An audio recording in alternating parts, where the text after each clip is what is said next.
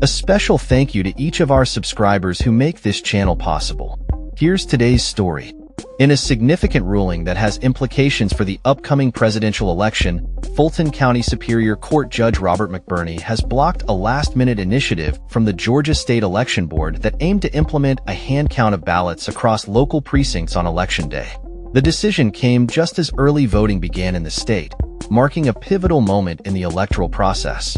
The judge sided with challengers who argued that the Republican-majority election board's sudden push for a hand-counting rule could lead to chaos and confusion among voters and poll workers alike.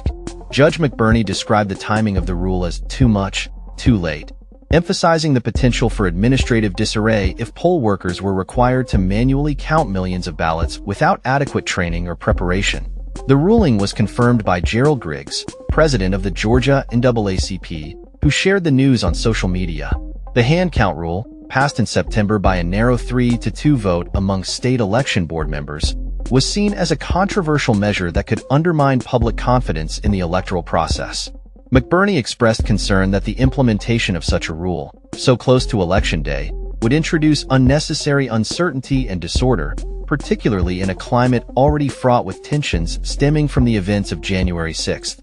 The judge highlighted the risk of irreparable harm should the hand count rule be enforced, noting that the lack of guidelines or training tools for poll workers could lead to significant complications on election night.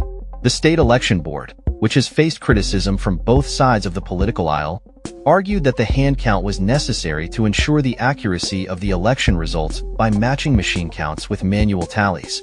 However, opponents, including the Cobb County Election Board, filed lawsuits challenging the legality and practicality of the new rules, which they argued would disrupt established election procedures.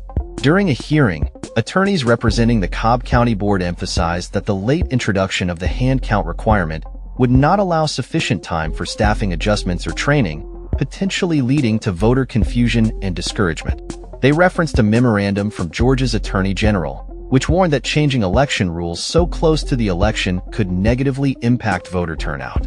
In contrast, the state board contended that training election workers for the new rules would not pose a significant challenge.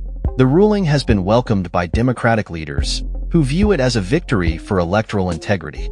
They argue that the hand count rule was an attempt to create delays in reporting election results, thereby casting doubt on the legitimacy of the outcome. As the election approaches, the focus on election administration and the potential for changes to voting procedures remains a contentious issue in Georgia.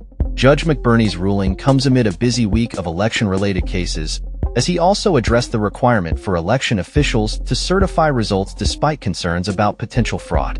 This ruling underscores the delicate balance between ensuring election security and maintaining public confidence in the democratic process. As voters head to the polls, the implications of this ruling will undoubtedly resonate throughout the state, shaping the narrative of the upcoming presidential election.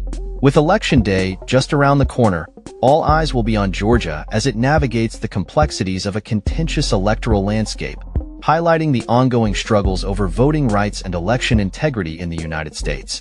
That's all for this story. We upload videos every day covering many different subjects, so hit that subscribe button to stay informed. Thanks for watching.